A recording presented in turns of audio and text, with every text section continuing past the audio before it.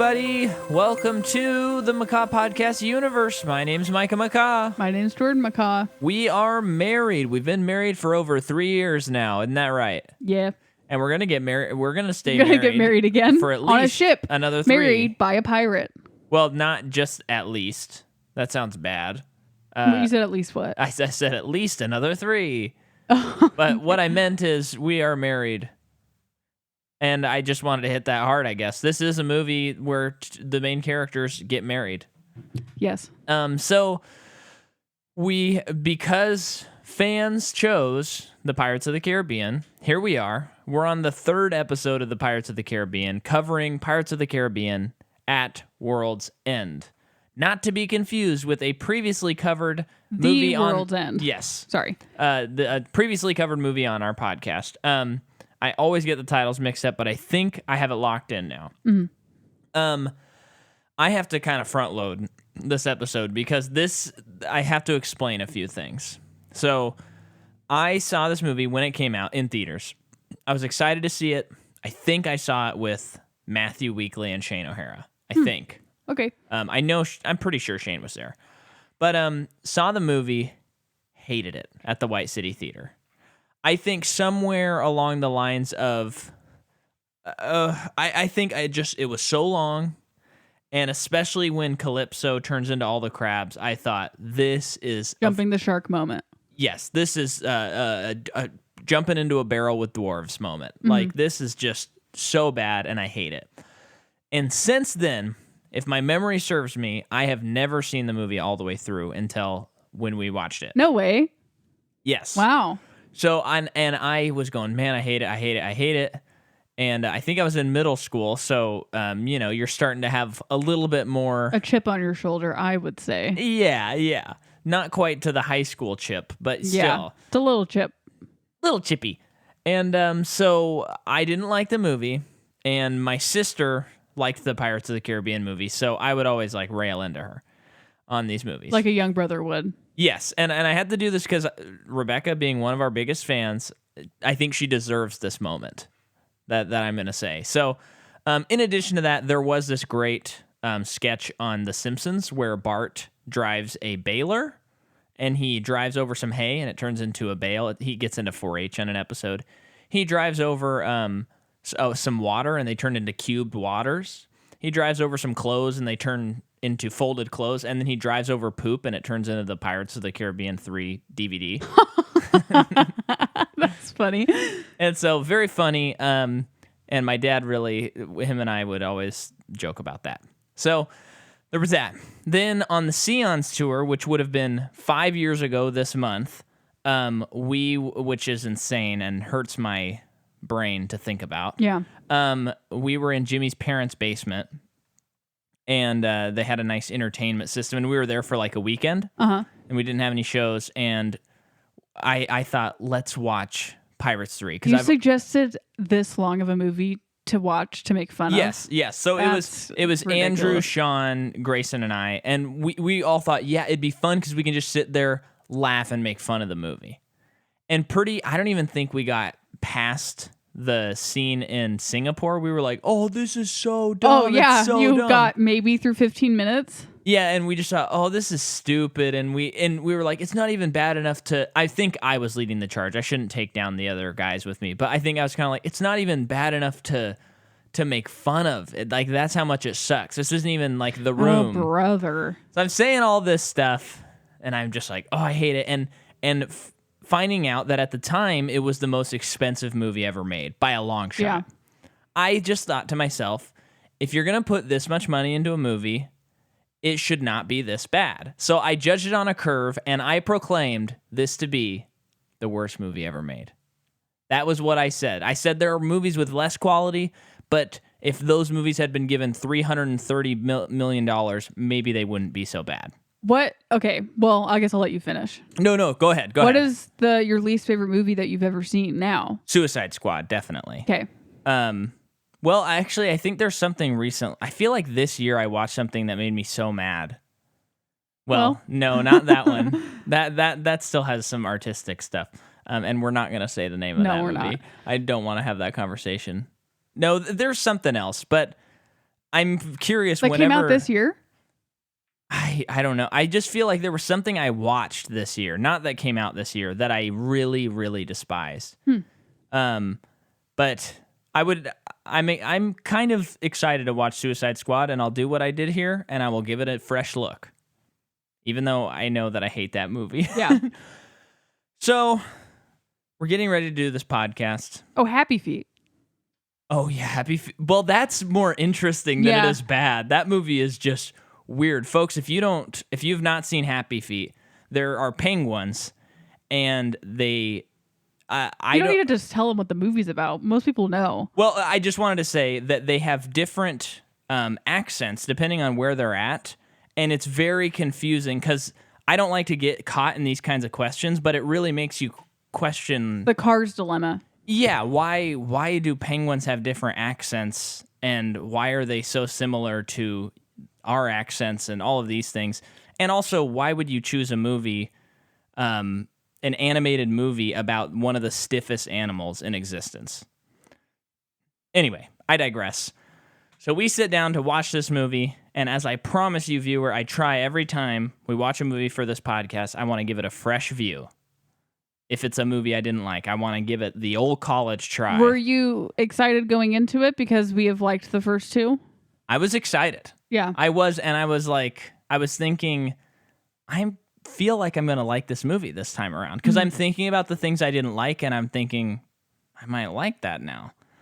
And we watched it, and I will say, for the first half of the movie, I thought to myself, I like this one better than Dead Man's Chest. But I do think there are a couple of issues in the movie. Oh yeah, I think I agree with that. It is wildly convoluted. Yes. But this is nowhere near the worst movie ever made. This movie's fun. Yeah, it's great. I like this movie. It's a so good movie. I was wrong, Rebecca, and I'm eating my crow. I'm eating my own words, and I'm taking a swig of my own medicine. This movie rules. It's so cool. So yeah, I hope that was a moment for you, Rebecca, to validate.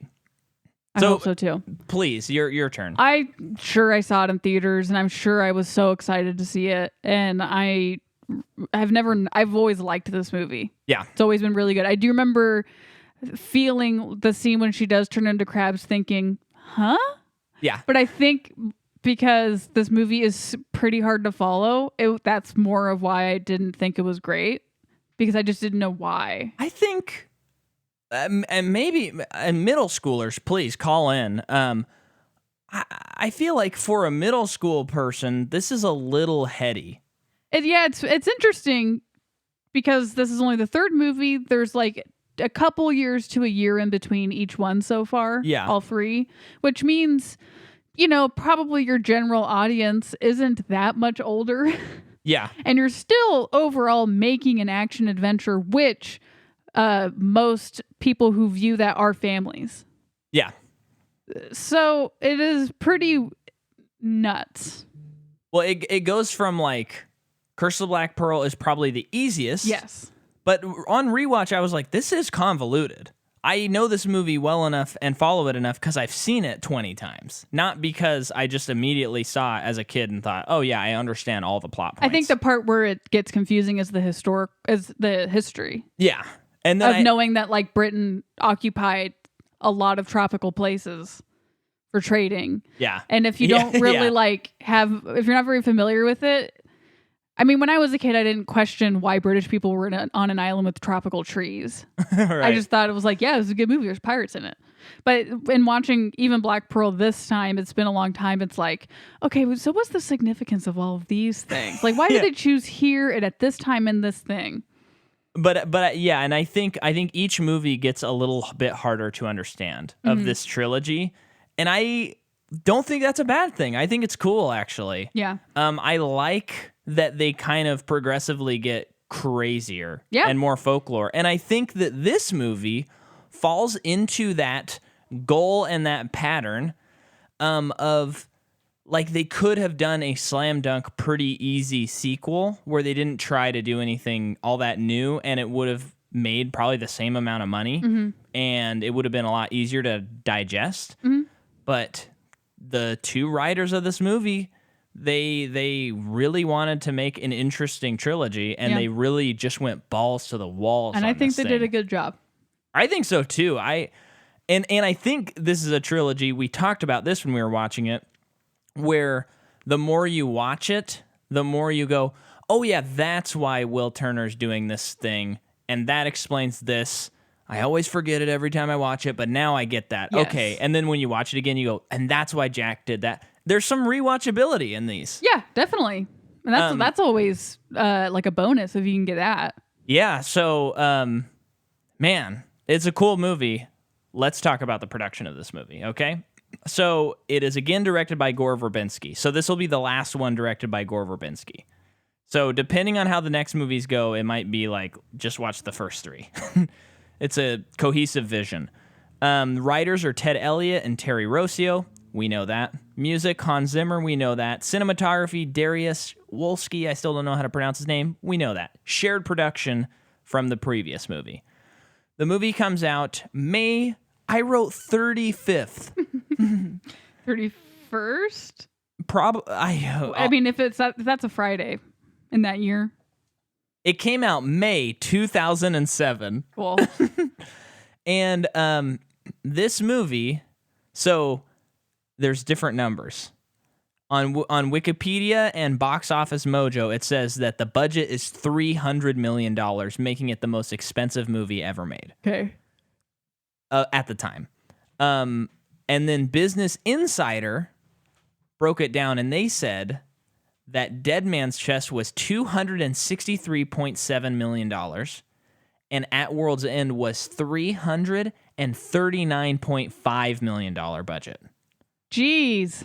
So huge budget. Did they make to this it back? movie. How much money did they make?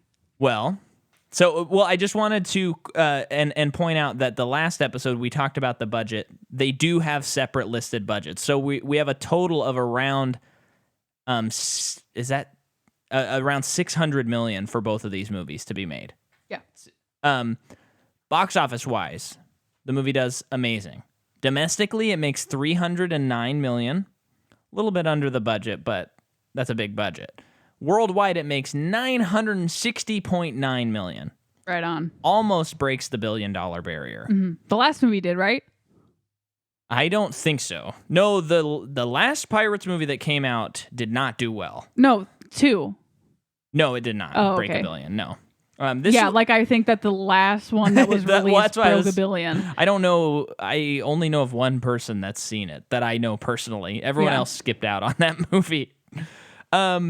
So Gore wanted this movie to be a lot more character heavy than plot heavy because he felt like the second movie was much more plot heavy. I feel like it's kind of the same. I feel like they split the difference. Yeah. And he said, quote, I felt it important that the third film was the end of an era, like in a postmodern Western where the railroad comes and the gunfighter is extinct. It seemed that we had an opportunity to take a look at a world where the legitimate has become corrupt, and there is no place for honest thieves in that society. So you have darker issues and a little melancholy. The myths are dying. That seemed a great theme with which to complete the trilogy. I like that. That almost cool. Makes you want to turn it right back on. Yeah. And be like, okay, I want to catch those themes. Davy Jones' Locker was the Salt Flats in Utah. That's where they shot that. Oh, okay. I was like, someone has put an actual location on that? Okay.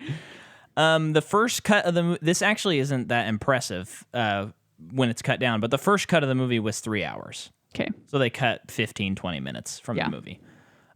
Much of the final battle, the cast had to wear wetsuits, and they were under their costumes, the wetsuits, because the water was freezing cold, and it was in this like warehouse kind of thing, and they had to keep it freezing so that the bacteria would not grow. And then, according to Jinjiao, the state news agency of the People's Republic of China, 10 minutes of footage containing Chow Yun-fat's portrayal of Singaporean pirate Sao Fang was trimmed from versions of the film which may be shown in China. Chow is on screen for 20 minutes in the uncensored theatrical release of the film. No official reason for the censorship was given, but unofficial sources within China have indicated that the character gave a negative and stereotypical portrayal of Chinese people. That's And interesting. believe it or not, that's all the notes I have for this movie. Goodness. It's a shorter notes from I don't Micah. really have anything besides Captain Xiao Feng, who is plays Yun Fat Chow. He is in Crouching Tiger, Hidden Dragon. Wait, say that. The actor's name is Yun Fat Chow. Okay. Playing Feng. He's in Crouching Tiger, Hidden Dragon. The Curse of the Golden Flower. He was in Mulan as well, Dragon right? Ball Evolution. The Monkey King. What did you say? Wasn't he in the new Mulan? I thought he was, but I could totally be wrong. Well, let me do it this way. I haven't seen the movie, so. No. Okay. Looks like he hasn't been anything since 2018, and his next project's 2022. Oh, okay. Yeah, but looks like a lot of fun kung fu stuff. Yeah. Hold on a second. Giving me the finger. He's in a movie with Samo. Really? And by the way, folks, she wasn't giving me the finger. She was just putting her finger up in the air like, pretty wait. Cool. Anyway. What's the movie called? Oh, yeah, that's right. The Last Tycoon. Okay. So that's a roller coaster tycoon It also spinoff? has a guy who's in one of the Ip Man movies. So that's a roller coaster tycoon spinoff? Yeah. Okay. Oh, yeah. They're building them like crazy. And then Keith Richards is in this movie. He plays Captain Teague, who is Jack Sparrow's dada, who is probably best known for being in a little band called Rolling Stones. When you're on your own. The guitarist, you said? Stone. That's a Bob Dylan song.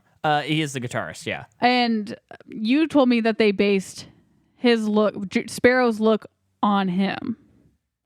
Or inspired by his look. I don't know if it was the team or Johnny Depp, but he was definitely influenced, both his actions and his look, on Jack Sparrow.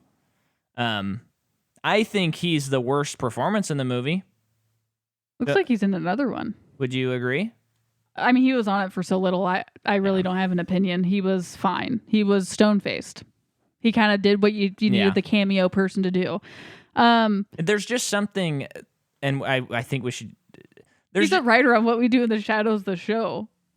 Really? Yeah. There's just something so sad about seeing an old rock star that's done a lot of drugs. Yep. That is, I don't know. It's hard to look at a little bit for me. It is. It definitely is. Yeah, I mean, that's about it. I kind of wanted potentially to go over like the pirate lords, but I mean, they were in for so little. Yeah. But they were all great and I loved them. That's what's so easy about getting further into a series with the same cast, is you don't have to do a lot of changes. Mm-hmm. Or you don't have to do as many notes for both of us. Yeah,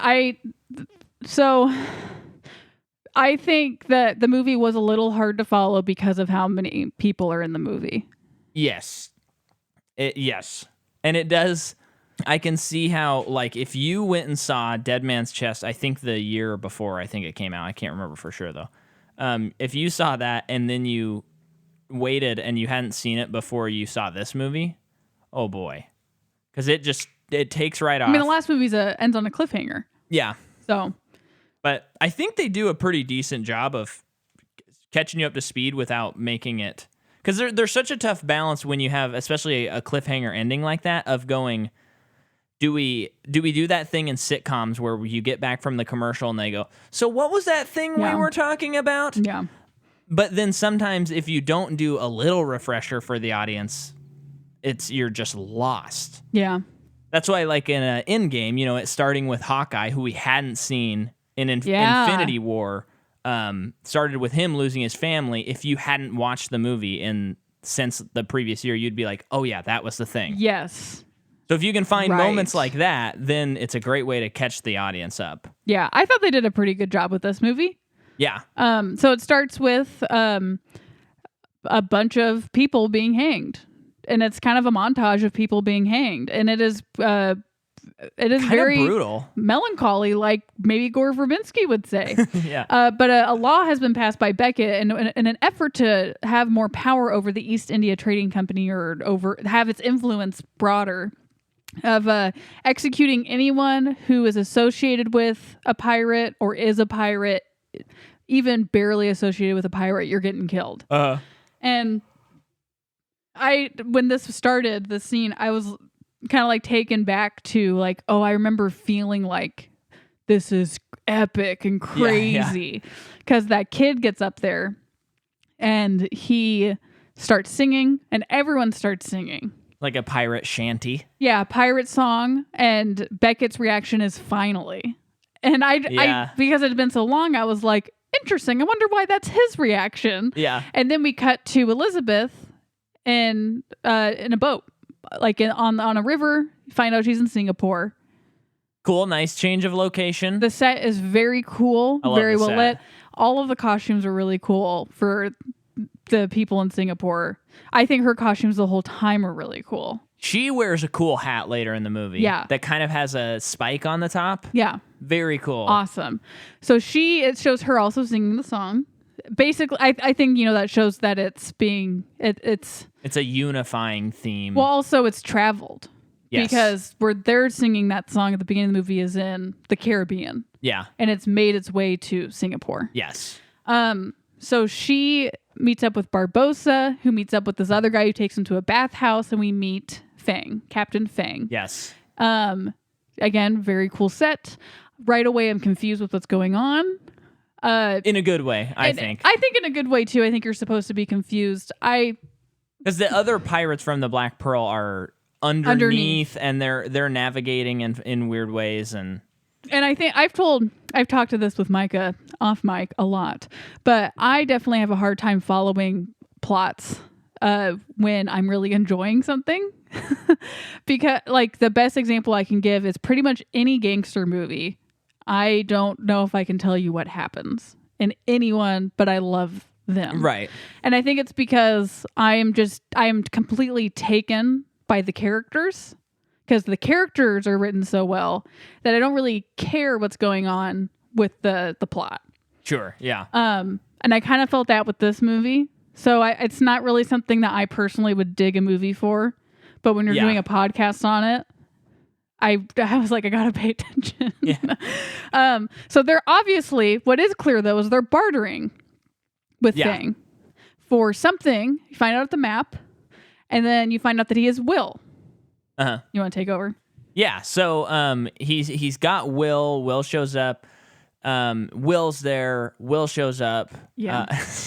And basically, so to describe this movie, it's very difficult because there's so many different motivations. But if we remember, Will, his motivation is, hey, I have to save my dad who is on the Flying Dutchman. Jack's motivation is just to live. Yeah. Elizabeth's motivation is she feels guilty that she killed Jack Sparrow in the previous movie.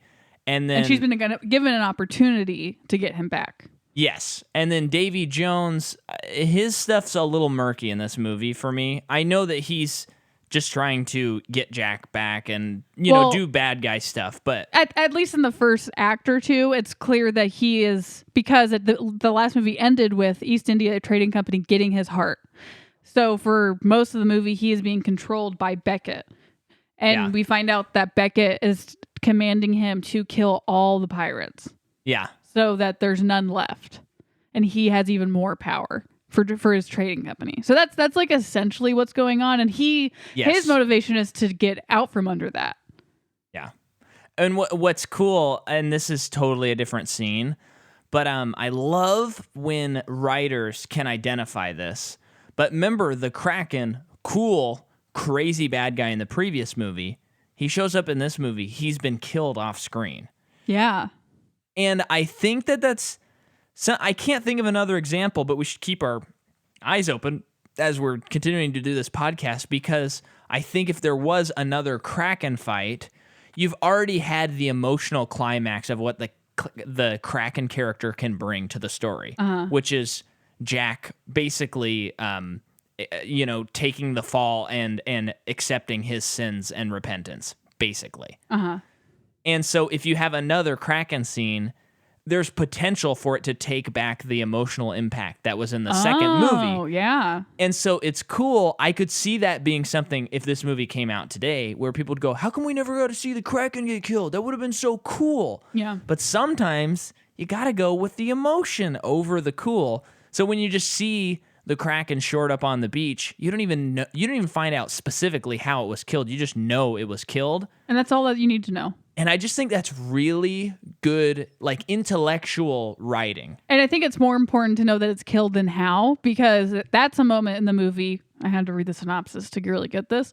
But once they're there and they're seeing it, that's when Jack realizes the weight of what Beckett is doing and basically eliminating all pirates. Because kind of prior to that, it was just save myself. Yeah. But it does change him. Totally. But now we're in the bathhouse. There's those cool bathhouse things where they'll say more steam and they press the Spirited Away stuff. Yeah, I love that. And Will comes out and there's kind of double crossing, and then the British people. Well, I love the British reveal because the main Fang has like a monologue. Yeah, he's got a monologue, and they're asking for a crew. Oh, his acting is so cool to me. I love how he scratches his head with his big long nails. Gross. And so they're like, Elizabeth wants a crew so that they can go get Jack. Yeah. And he's going, well, someone was spying on me earlier. Yeah. You find out it's Will Turner. And then he grabs this random man who we've never seen before, puts a knife to him and goes, well, I'm just going to kill this guy if we can't come to a resolution. And then Elizabeth is like, he's not with us. Isn't he with you? And Will says the same thing. And then the British come out. Well, he sees that the guy's tattoo is melting, which means it's not real.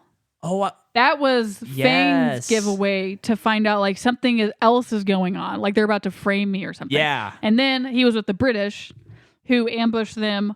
A pretty intense fight scene breaks out. Our good guys get away. They get on. They do throw swords through floorboards, and Barbossa and Elizabeth catch them. Very cool. That's a cool moment. Very, very cool. So yeah, there's some guys who are like, we'll give you a ship. We'll help you get to where you need to go. Yeah. Also, the monkey does light fireworks. The monkey is MVP for me in this movie. He's cool. Potentially the whole series. I can't get enough of this monkey. Jordan literally was saying things like, there he is again. Yeah. And oh my gosh, every time the monkey came up on screen. I don't know if anyone has seen Monkey Trouble. Harvey Keitel's in it. He's the bad guy. Don't remember the girl's name, but it's a girl who finds a spider monkey like that and becomes best friends with the monkey. Monkey doesn't talk. It's just a monkey, and he wears human clothes. And I think he has a cute hat. And it's Harvey Keitel's monkey, and throughout the whole movie, and he's like a gross, not a good guy, and was definitely abusing the monkey. Yeah. And so the whole movie, he's trying to get his monkey back, but of course, it's her best friend now, and she's not parting with this monkey, but she's also a kid, and this adult man's trying to chase her and hurt her. Oh my gosh, it's so sweet. Oh yeah, I think at the end of I forgot like exactly what happens, but at the end of the movie, the monkey is given to, I think, the rightful owner, whoever actually owns the monkey. And at the end of the movie, there's a moment where like she sees the monkey, she gets to meet up with the monkey again, and she wasn't sure if the monkey would recognize her, and he ran after her. He recognized her, and it was so cute. I love those Monkey monkeys. Trouble. Yeah. Buy it on Amazon or iTunes, probably. Yeah. So then our heroes are headed to Antarctica, like into an Antarctic region. They're following a map to find the end of the world so they can get to Davy Jones So this is Walker. a movie for flat earthers. Yes, this kicked off the flat earther movement. We know this. Yeah. I actually, just a side note, as because we're talking about, there's so much folklore and stuff. I like that they just go, yeah, the earth is flat in this movie. It ends. Whatever. That's just what we decided on. I think that's pretty cool. But also it's mythological enough that if they ever showed that it was round, it wouldn't discount itself. No one would question it.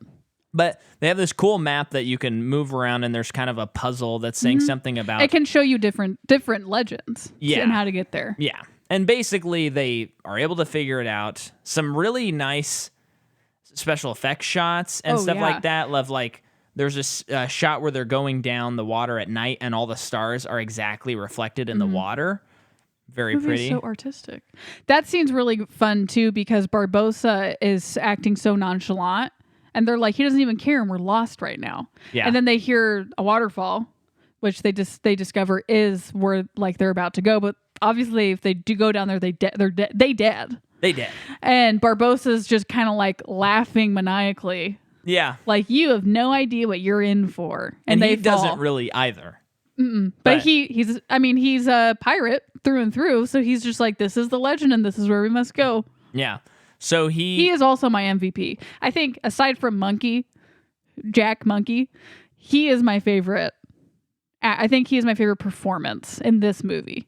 Yes. The last one's Davy Jones, but this one is Barbosa. My favorite might be, and I got to pull it up really quick. Let's see. Recently deleted. Let me play this clip. Slap me thrice and hand me to me, mama. It's Jack. Slap me thrice and hand me to my mama. It's so Jack. Gibbs is your favorite. I think Gibbs is my favorite. He's very solid the whole time. He really is. Yeah. Slap me thrice and hand me to me mama. So when they fall down, that's the best. It cuts to Jack. But you're forgetting something very cool. Okay. It goes, and it sounds like the actual recording in the ride. It goes, Dead men tell no tales. It is. I'm sure, Micah, it's the actual recording. Why wouldn't they use it? It honestly sounds like... Can we watch a ride through after we record? Yeah, we can. We should. It honestly sounds like, and maybe I'm just going too crazy on the sound here, it sounds like it's recorded from the boat. It does not sound like they got the actual recording. Oh, interesting. That is how it sounded to me. Yeah. Now, I haven't ridden the ride in a couple of years. Yeah. But it really felt like you were actually there and they weren't just playing a nice overdub. It sounded kind of that fake crackly. What did you of the feel speakers. when they added Jack Sparrow to the ride? I remember thinking it was really cool and then finding out later people didn't like it. Prior to you getting on the ride, though, did you think, like, this can't be, like, they kind of ruined it a little bit? Did any part of you think that? When I went on it? Prior, your anticipation. You know when you find something out before you've experienced it, like in a movie? Oh, I found it out when I went on it. Oh, you didn't know that they added him? No. Oh, okay. So I had ridden it in Orlando, and that was before... Brag. Yeah, I know. Before they had added him. And then when we went to Disneyland as a family, then he was in the ride. So I was like, this is crazy. You've this never is cool. been on the ride in Disneyland without Jack? I don't think so. Oh. I could be wrong, though. I'm sorry. I'm trying to think when we went there, because maybe I'm wrong. I'm probably wrong. I can't remember the year they added him. Remember... You know what? No. Hang on. Okay. I have ridden it in Disneyland without him.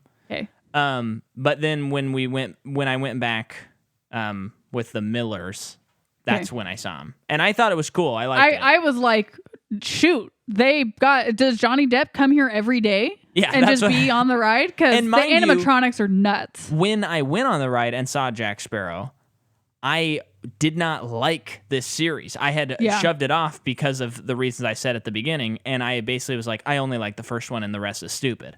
But yet you even liked it. And even I liked it. So the ride purists, I don't know. Not really a fan. Walt's idea was this should always be evolving. He wanted the park to never be finished. Yeah. So I'm cool with that stuff. Pretty much. I can't, as of right now, I can't think of an update they've made that I don't like. Yeah. Because, even, and this is a different park, but I watched the Jurassic World ride through, and the Jurassic World movies, not as good as the Jurassic Park movies. Mm-hmm. And I was thinking, why did they make that update? I watched the ride through a few months ago. It was so awesome. Mm-hmm. It was such a cool update. Yeah. So it can be done. I think even when I found out that, when I found out that they were changing a lot of things in California Adventure to Pixar movies, I was a little like, oh, that's kind of a bummer because Tower of Terror is my favorite. Yeah. And part of the reason why it's my favorite, Twilight Zone. Yeah. I'm smiling thinking about what you're going to say. Even though I knew it was becoming Guardians, and that's my favorite Marvel, I still was bummed. Yeah, I felt the same way because it's like it's Twilight Zone. You can't do that. Yeah, and it's like it's a elevator in a hotel. Like it's all perfect. It's all perfect. And I couldn't think of how it could work with story-wise. that movie. Yeah, and then of course we go on it. Not only that, but they're continuing to discover ways where it's not boring to stand in line for a ride for 2 hours anymore. It's becoming fun to stand around because what they designed that building. But when you're in the room where you get the I think this is what the story is. We've talked about this on the podcast like 3 times, but do it again. I mean, we were like, Micah and I were full on believing that Rocket, the character, the real talking raccoon, was alive and in the room with us and talking. Oh my gosh, so cool. Incredible. Well, I think, and I say big, nice, long, huge, sweeping statements all the time, but that ride does make me sick every time I go on it. But when we left the Guardians ride and we left Disneyland, I thought that's the best ride I've ever been on. I think I kind of like base my favorite rides not only on like the thrill level, but on how much joy it gives me. Yeah. And that one gave me a lot of joy. Because and skip ahead if you have not been on the ride and don't want it spoiled, but when you're in the box and it pulls out and then you see Rocket Shadow above you and he plugs in the radio and then it drops one of, I don't know, they have like 20 songs it might choose, or I don't know how many Yeah, it's always you can be on the ride and never be on the same ride, if that makes sense. Well, I don't think there's that many. It's not like infinite. You think someone's going on that ride 10 times a day? Yeah, well, I think over like a year you could But see you know it what all. I mean. Yes. But anyway, that moment is just like no freaking way. Yep. No way. Yep. And even when they changed California Screamin' to Incredibles, they didn't actually change how the ride works or any. I mean, they didn't with Guardians either. But even that, I was like, this is really cool, and I'm having more fun because you've attached a property. Plus up for sure. Yeah, you're adding a property that I love to it, and it's like the Jack stuff was just hilarious. If I'm laughing while on a ride out of pure joy, yeah, that was money well spent. I'll just say. What is your? I know, but what is your favorite on the Disneyland side ride? Oh, Haunted Mansion. Yeah. Yeah. I think it's really tough because they're all so fun to ride. And that's pure joy. That's why I love it. Pure But joy. I think mine is probably Indiana Jones. Yeah. And the Temple of the Forbidden Eye. Mm-hmm. It's too cool. Yeah.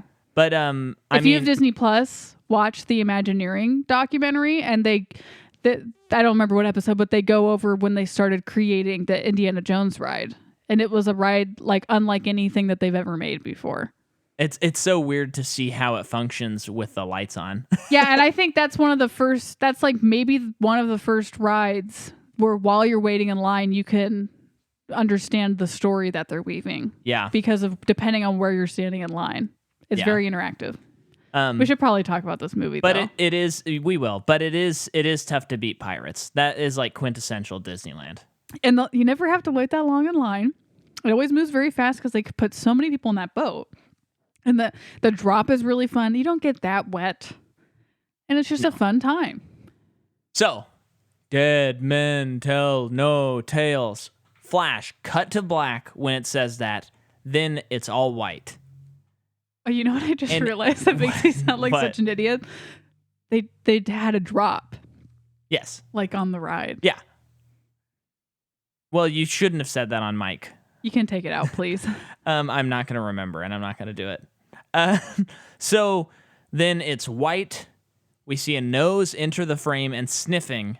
A peanut. The movie is now 32 minutes and I believe 50 seconds into the movie, and we get our first appearance of the main character. Pretty cool. Mm-hmm. That's quite the wait. Mm-hmm. And then we have this weird post-death sequence where Jack is trying to eat a peanut and he's on the Black Pearl and there's other Jacks everywhere. Yes. Now, something I wanted to point out. They're making up for all the lost time by putting more Jacks on one screen. Oh, yeah, that's funny.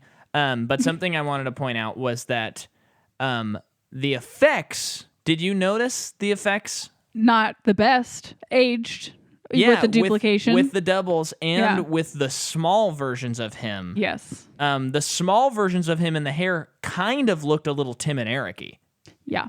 And I think that might be... So it looked better than that, but yeah. Yeah, but I think that might have something to do with... Because I'm thinking about our Ant-Man episode, and remember, they developed all that technology so that they could zoom in really far on something and make it look like it's macro. Yeah. Oh, I understand what you're saying. You're Like- you're getting to that whole ratio thing again. No. They made it look like it's macro photography. So it's close. And so when you're looking at that, it's kind of weird because they're in just as much focus. Like everything is in focus. Yeah. Yeah. And it's very weird. Yeah. It works because it's not supposed to really look And realistic. he's hallucinating. Yeah. But I think the double acting is also a little weird. Like you can tell Johnny Depp doesn't necessarily know what's happening in the scene. Yeah. Because there's a couple spots like where who he's talking to. kind of going, oh, and he's just looking around, but it looks like he's a little out of place. Uh-huh. That's just a little Which- nitpicky. That I fun. think he used that to his advantage because he's disoriented.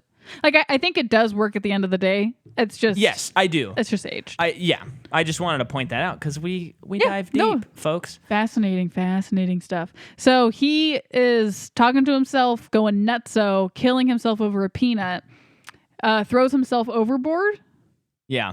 and then keeps throwing a rock that comes back Yeah. and licking it.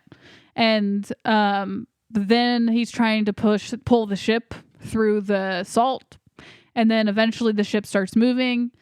There's some cutbacks and all that crap, but that's being moved by crabs, like a sea of crabs. The crab Prior- animation, crazy. Very good. Because the rocks turn into crabs. And I was super impressed because it was all pale white and pale blue. Yeah. Crazy. Probably because there was not really, like, even though Jack was in the scene, you couldn't really Yeah. it didn't make them look bad, if that makes sense. But prior to that, and I just have to say it because I don't think I ever realized this as a 13-year-old, that earlier in the movie, Tia Dalma, the Yes. voodoo lady, she's with the crew, the Black Pearl crew, the whole time. She goes with them.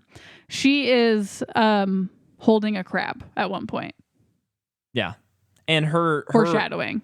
her key thing Locket. has a crab on it, which I Yeah. never put together. Me neither. And then at this scene, I never put together that.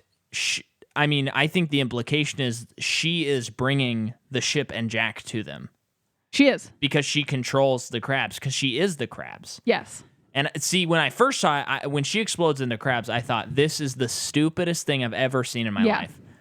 Oh, this is all that just because you might kind be of cool, I think now. And you might She's crabs. be listening and thinking like, this is so obvious. How would you never have got this? And I think it's because when I first saw the movie, I didn't totally buy that she was Calypso. It seemed very random.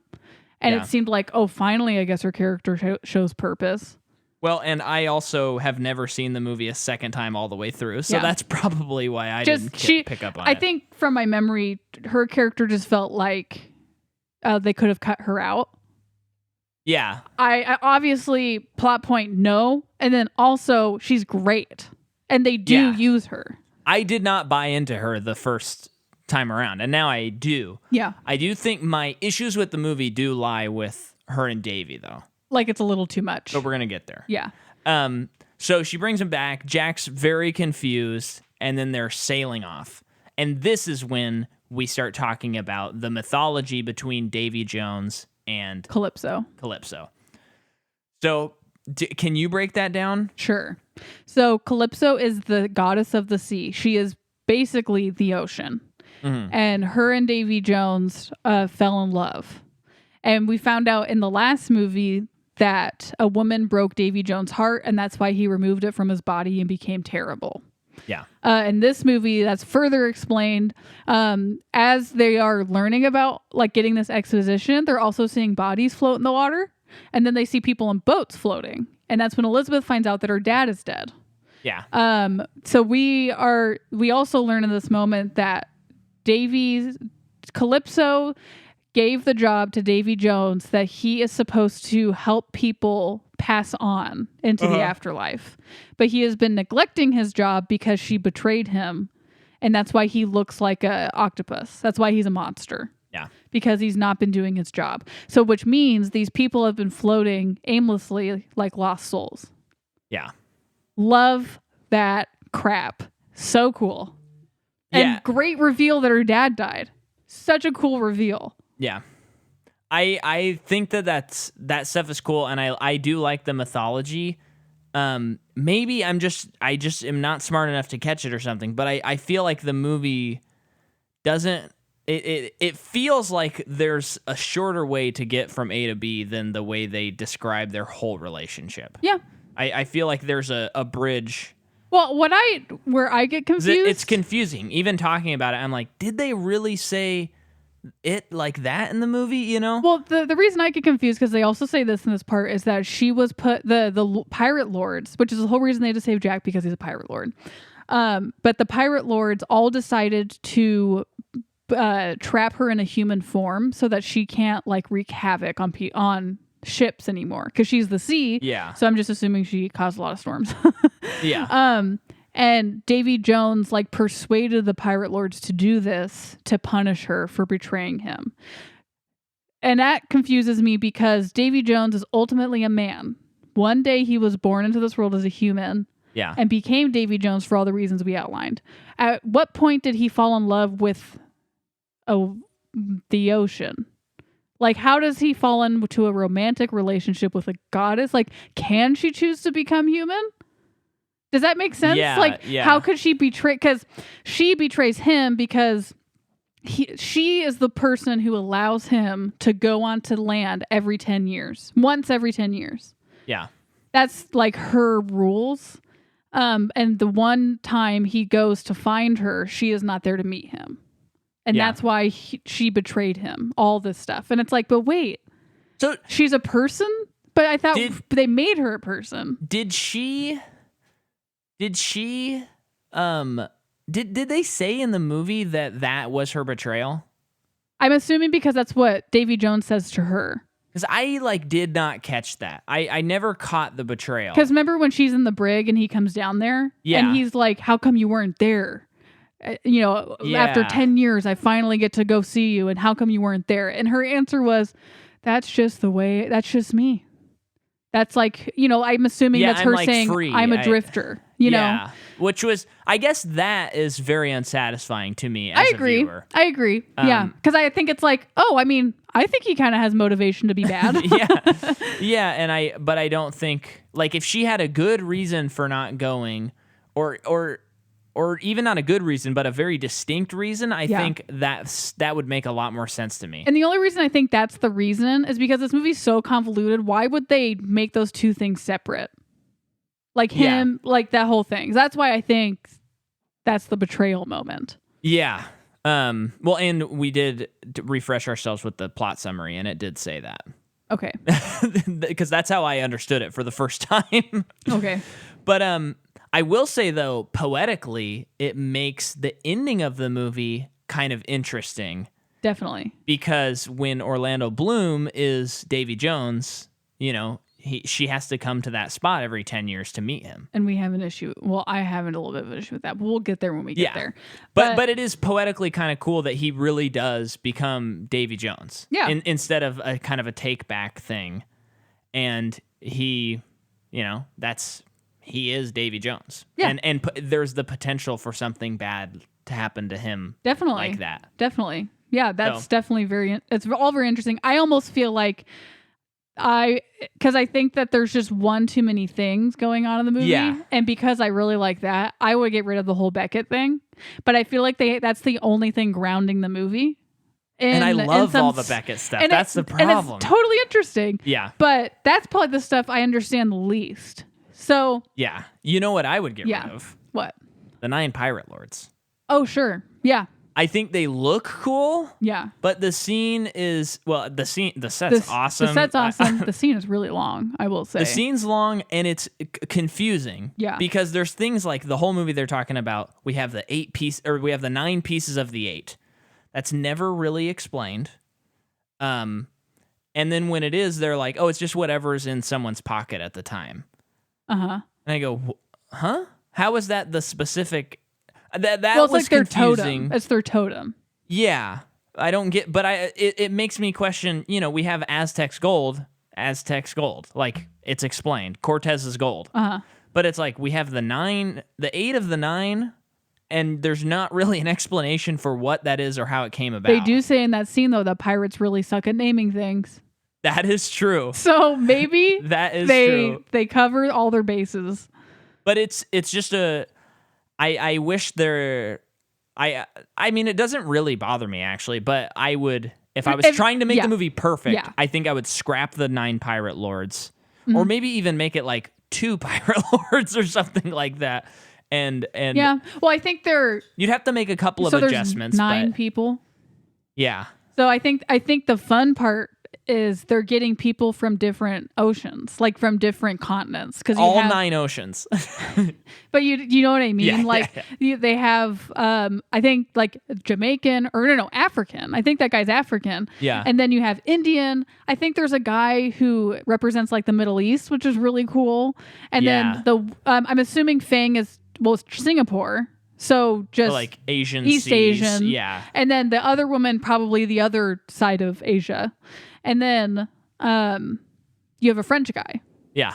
I think that's all fun kind of thing. But I do, that is something that you could, if you were really trying to trim the thing up, trim the fat. Yeah. Yeah. Yeah. But before that all happens, a lot of convoluted stuff with Beckett happens. Well, we haven't even talked about the boat turning over. Crap. Because I'm remembering, this is the moment where I saw it in theaters and I thought, I hate this movie. Are you kidding? This is the moment I saw it and I'm like, so I cool. love this. It's so cool. I love this moment now. But basically, Jack Sparrow moves the map and sees up or down is up or something like that. And so they realize they have to flip the ship upside down so that then... At sunset. Yeah, so then the world will put them back in the land of the living. Yes. And they do and there's that green flash. The effects are insane. Like, it looks real. The shot selection, amazing. The way they do it's very fun. Yeah, yeah.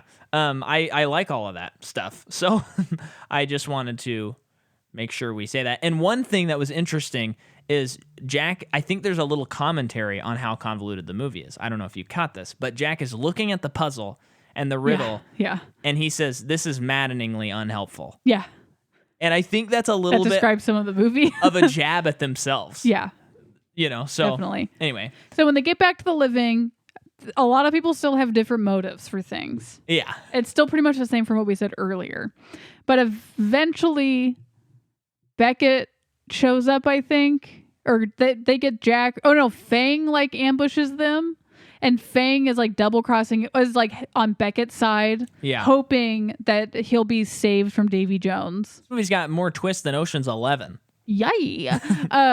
So Jack goes with Beckett, I think at this point. Elizabeth goes with Fang because he is led to believe that she is Calypso and he wants to release her, I think. That's cool. I like that. Yes.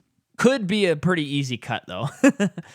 As far as 100%. plot. 100%. But I enjoyed it. I think Will stays with the Black Pearl. I don't know. Maybe he takes the Black Pearl. This is a long movie, people. It's very long. So Jack has a very long conversation with Beckett, and I could not tell you one thing they talked about. But a deal is struck, and you said while we're watching it, you were like, I think it's supposed to be confusing. And I thought, sure, let's do it. Well, because, you know, sometimes, I mean, actually, Oceans is a good example. You like Ocean's 12, you're watching the movie, and they're doing all these things, and you're going, wait, what is happening? What am I supposed to do? And you go, oh, yeah, but at the end, that's when they reveal everything. Yeah. And this movie doesn't quite have that reveal. I don't know that it necessarily should. Yeah.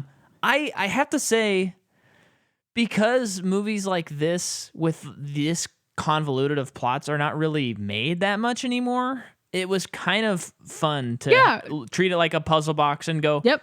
You know, I wish there was a blockbuster that came out that you left the theater and you had to go, how come that person did and then, which apparently... I think it's a little on the negative side.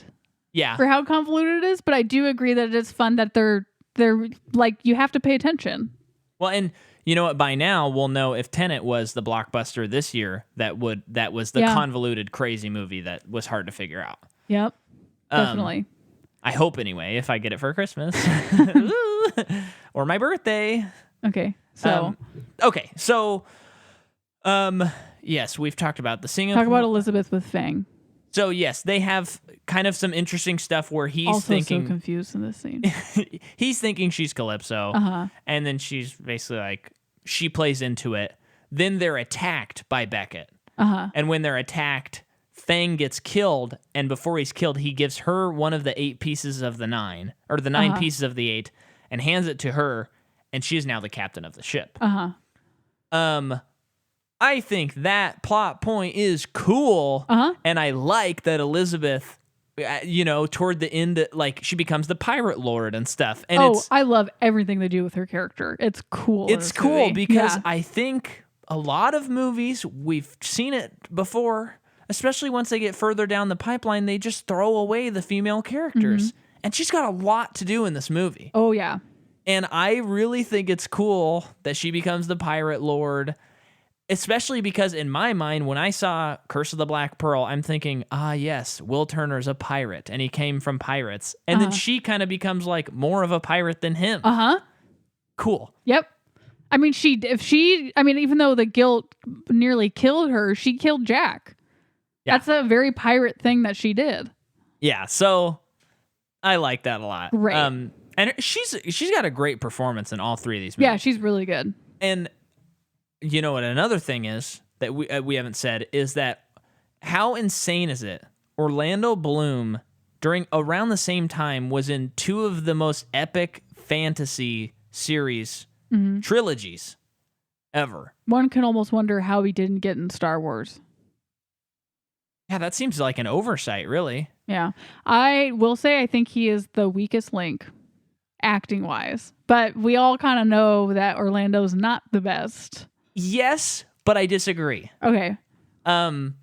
He has, and I put my finger on this movie, in the Lord of the Rings and Pirates. That's all I'm going to discuss on him. He has that Keanu Reeves energy for me, where it's like, no. But honey, he's not Keanu. But he's not. Keanu Reeves is not necessarily your best actor winner. Even in John Wick, like his franchise, sometimes you go kind of a weird delivery of a line. Matrix even. Same with Orlando Bloom, but there's something about both of their gravitas and how committed they are to the role that it feels like no one else could have played Will Turner. I kind of feel like with him and maybe Keanu too, but let's just look at Orlando. Give him less lines, and I don't even think he spoke too much or anything in this movie. I thought his character was written very well. Yeah. But it's sometimes when he starts talking, it's like, stop. And let's move on to the next character. I don't know why. I don't know what it is. I think it's like the longer he talks, the less I believe him or something.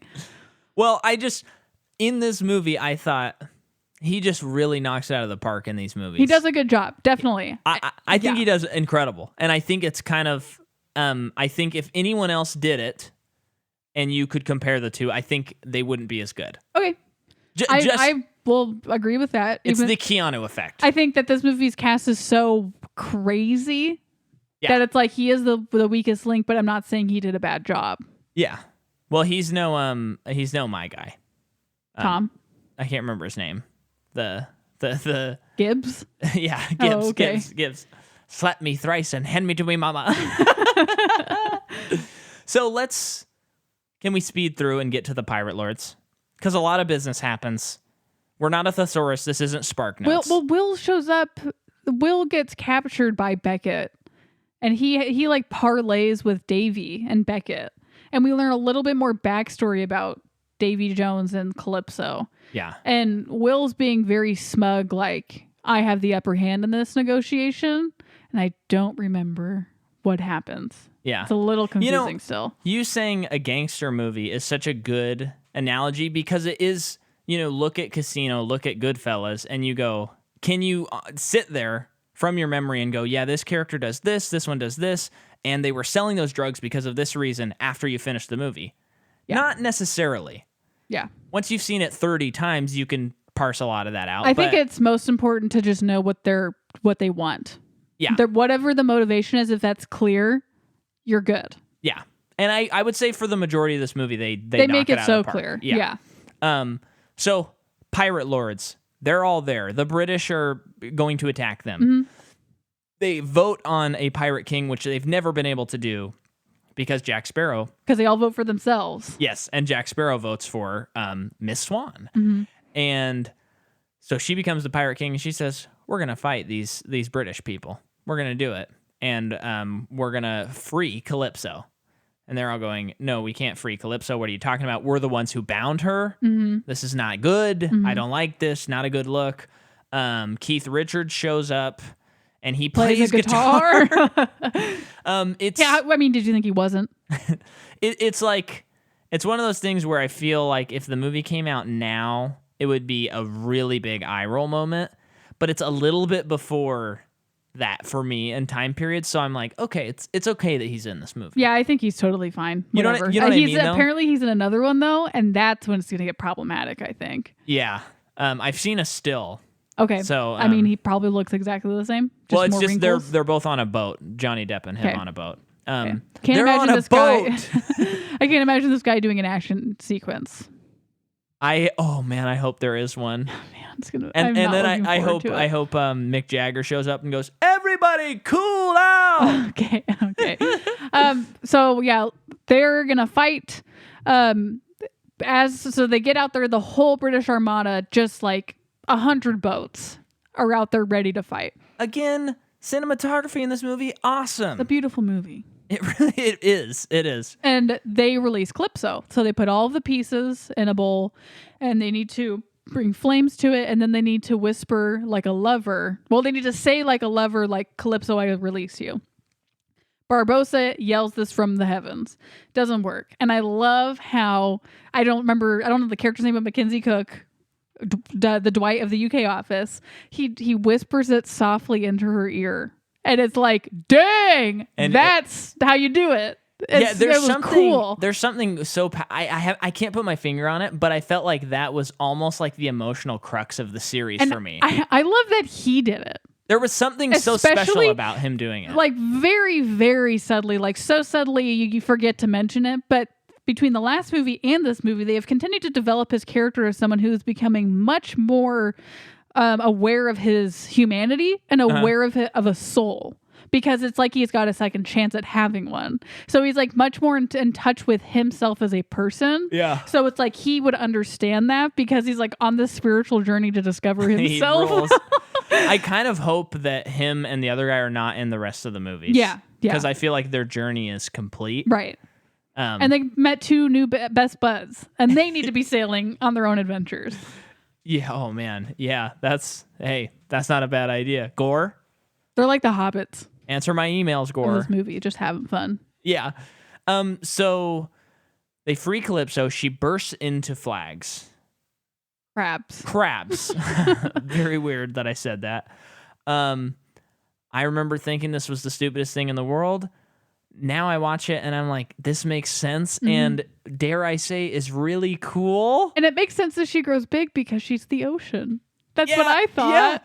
Yeah. Because I think when I first saw it, being as young as I was, again, I want to reiterate, I was in 7th grade. I thought to myself, and it makes sense that my sister understood the movie because she would have been in high school. 10th or 11th grade. So, but I remember thinking, they just did something random for no reason. There is no reason for her to turn into crabs, and then she doesn't do anything in the rest of the movie. I think I even thought of, crabs again? But then she creates this maelstrom, which is this huge whirlpool in... Okay, that's cool. What 7th grader doesn't think a maelstrom's cool? Have you ever seen two pirate ships battle it out over a whirlpool? The answer is no if you haven't seen this movie. It's freaking cool. It's cool. And again, there are shellfish people. Need we say more? An eel person. They're freaking shooting cannonballs over the whirlpool people. So needless to say, it is a nuts scene. And it's raining the whole time, and the movie continues to look beautiful. The scene is very long. It's too long. But it is too long. I love it. But it's cool. Indulge as long as you want is how I feel. The only thing I would cut and place in a different part of the movie in a different way is Will and Elizabeth getting married. Because when we were watching it, I said this and we talked about it. And you brought up you like it makes sense for these reasons. And I agree with those reasons. That it's this moment of the movie. Throughout the whole movie, they've had a lot of tension because they have not been honest with each other.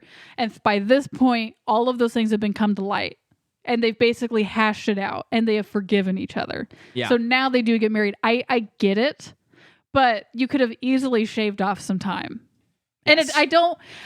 it's not like, because this movie's so climactic and so intense, it kind of is played for lighthearted, fun stuff. And I don't really want that in a really epic battle scene.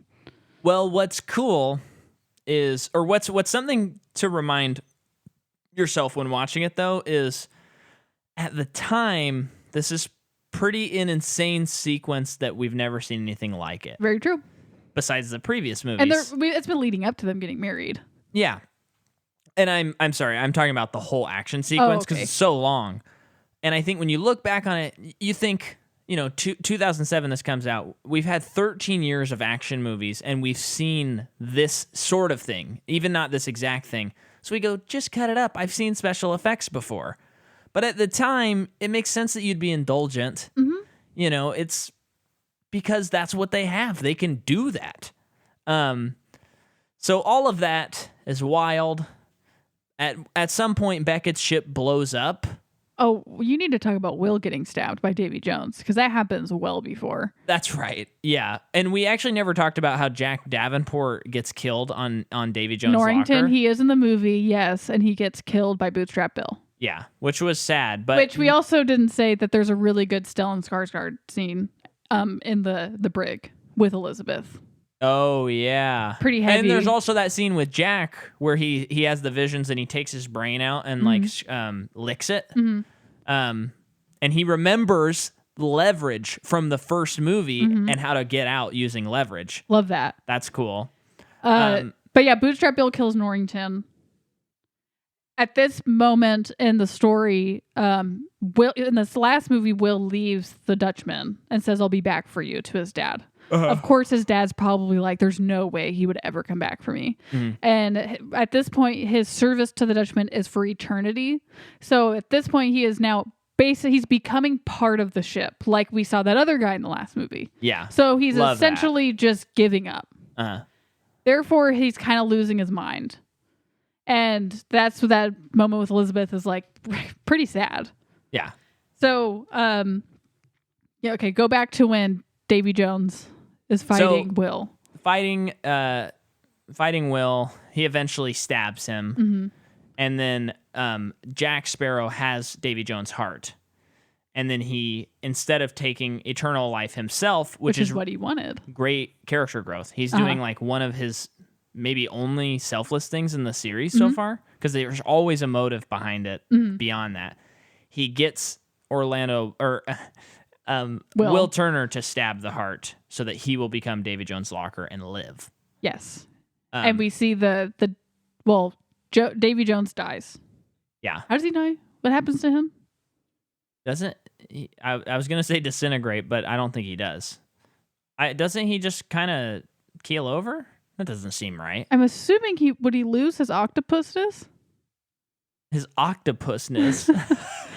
I don't remember, and I think really we should push past. Yeah, I know. But the last thing we see in this moment is the crew coming up to Bootstrap Bill with the knife, going to cut his heart out. Cool. Yeah, and then Beckett's ship blows up, and this is the scene I was talking about, of the cool blowing up scene. Yeah, he's just looking upon his kingdom that is falling. Oh, his acting is incredible. That guy's good. He's good. Because the way it starts is, because him and Jack struck some kind of deal that like he wasn't going to attack the Black Pearl. Yeah. And then if he goes back on his deal, and Beckett's going to destroy him anyway, kill all the pirates. And he says, "It's just good business, Jack." Yeah. And when the Dutchman shows up out of nowhere, and then the Black Pearl's on the other side, he loses all expression in his face, and they're waiting for his orders, and all he can say is, "It's just good, but it's just good business." Oh, good. It's cool. And so then everything's fine, right? And then we can talk about the wrapping up of the endings? Sure. Okay. So Will Turner and Elizabeth, he gets to see her every 10 years. They consummate the marriage. They consummate. I'll tell you what. And 10 years later, he's going to meet his son in the post-credit scene. That's kind of nice. You had some issues. Let's hear it. Yeah, they never say, so therefore I don't understand why Elizabeth just wouldn't be with him on the boat. The only thing I could think of is Will being like, I would never ask that of her. I would never expect her to, would never want her to live that kind of life where you can only be on the open seas. Yeah. And then I also like, maybe because she's not officially part of his crew, like you said, like she's not dead, like, Yeah. and I was like, okay, then kill her, because I don't think she would rather be anywhere else. That's not the sense I get from her. So I don't really get that. Although it does kind of follow the logic of mythology. That's the only thing it follows. You know what I mean? Because she is so strong of a character, and now she just gets to be a mom. That's a good point. Yeah, because I think also the ending, you'd almost think there was a scene where she says something like, I mean, again, I like the poetic nature of repeating the Davy Jones stuff. Totally. But maybe there's a scene where she has a huge crew, and she's going by Davy Jones' ship, and she's like, I know I can't set foot on your ship or I'll die or something. Even though a lot of people have. Yeah, I don't know. Some way to explain why she can't be there. But she's like, but I'll always be sailing next to you or something. I don't know. I mean, maybe I mean, that sucked what I suggested, but you know what I'm saying. But Davy Jones' purpose is to help the lost souls at sea carry on to the afterlife. That's his job. Yeah. And you have to be in the underworld to do it. So it's like she physically can't do that. Yeah. You be there, they got there once, but they were basically going to die if they couldn't get back. Right. But I still don't understand why she wouldn't just be like, kill me, because I would rather be dead and be with you than be alive and not have you. Yeah. Their love seems that strong. Right. And in a way, they made their own contract together. The marriage contract. The baby? Oh, okay, yeah. Anyway, though, it's still a good movie. But and then there's this great scene where Barbossa steals the Black Pearl, and he goes, "We're gonna go find the Fountain of Youth," and then he opens the map, and it's missing part of it because Jack has it, and Jack has that. I like when the boat's gone, and it's almost this. He's not really mad about it. He's like. It's that moment at the end of The Dark Knight where the Joker says to Batman, "We're destined to do this forever, aren't we, Batman?" Yeah. it's they're always just gonna a game be, of cat and mouse. Yeah, and they're always gonna hate but actually really love each other. Yep. Kind of like the Lego Batman movie where Joker realizes that Batman doesn't hate him more than the other bad guys. So that's really cool. I think it's. The next movie is about them going to the Fountain of Youth, and I know that it tees it up for that, but that's interesting. I feel like they should have made it like more separate than these, maybe. But I haven't seen it. I haven't How many seen it, more so I don't movies know. are there? 2. Very unexcited, not excited to watch them. Oh yeah, I'm not either.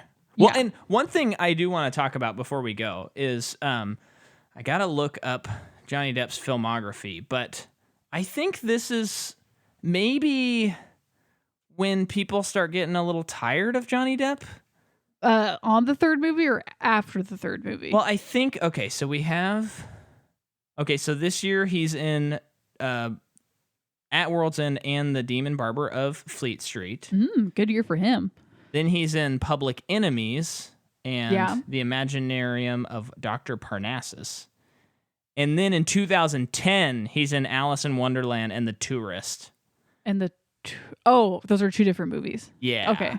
And I think that's where the public... Tourist was a weird effing movie, man. That has Angelina Jolie in it. Yeah. That's one of those movies where it's almost like Face-Off level insaneness, where you're supposed to just believe that someone got plastic surgery to become a different person. Isn't at the end, Angelina Jolie is like a completely different looking person. Yeah, like a different actress or something. And it's like, no, no, we just can't do that in movies. We can't.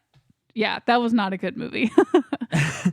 But yeah, so I think 2010 is where people start just kind of going like, okay, we get it. We're getting a little sick of you. Yeah. Because then the following year is when he's in On Stranger Tides. And I remember people being like, okay, Where's the rum? I guess he really meant it when he said he would always do Jack Sparrow. Here we go again with this guy. Yeah. And then I think by the time Dead Men Tell No Tales comes out, people are just like, I know a lot of people still love him, and I'm not saying that. I'm just saying, even just taking out his personal life, I think a lot of people, by the time Under Stranger Tides comes out, and especially Dead Men Tell No Tales, people are like, I don't want to go see a movie with that guy in it. He's so annoying and weird. And he's playing Jack Sparrow again. But I feel like this is the last time he's in real good graces with the audience. Yeah, I think he just I think starting with this role, he quickly becomes the guy who wears a lot of makeup to act. Yeah. I mean, I think he'd already been in Charlie and the Chocolate Factory. Yeah, but it's different. But you know what I mean. It's different. Yeah. It's like there are just there's like a handful of actors who are just like, oh, this person's in this movie? Yeah, they must look like that. Like they look weird. Right. Well, it's I wonder if there's something to it's weird because he should be a character actor, but he's a leading man. And Definitely. so that's can be odd. But he's great in these 3 movies. Yeah. I mean, credit where credit's due. I don't think he's a bad actor. I think he makes bad choices. Yeah. I don't know if he's got much juice left in the tank these days, but yeah, that's a whole other thing to unpack, which I don't know if we will get to that part in the podcast. He's not. Yeah, whatever. But yeah, really cool. I don't know. I didn't know what I thought. And a lot of times around 3, we start getting tired of watching the movies that are in the series. And here we go. My expectations 4 and are 5. basically non-existent for the next one, and I hope that's a good thing. Yes. I believe I've seen this movie, but I really blocked most of it out. Yeah. I've not seen the rest too, so I'm going in blind. But thank you for listening. It is the month of January. It's 2021, folks. Hope it's going better so far. Yeah. And we released our Patreon episode on Gremlins 2, the new batch this month. So you're definitely going to want to go to Patreon and listen to that episode. There's a lot of cool stuff on Patreon. Yep. A lot going on over there. I mean, I got to say, it is well worth the minimum of $3 or $5 or $10, whatever you want to pay. You got to get on there. It's patreon.com/MICAHMCCAW. Let's bump up those numbers because there's cool stuff, and you will not be disappointed. But other than that, stay tuned. Next week, we'll announce our next series. We're already gearing up for that. This is fun. I like doing this. Me too. And I love you, Jordan. I love you, Micah. Love you, audience. Love you, audience. If you haven't already, please rate and subscribe and review. Goodbye.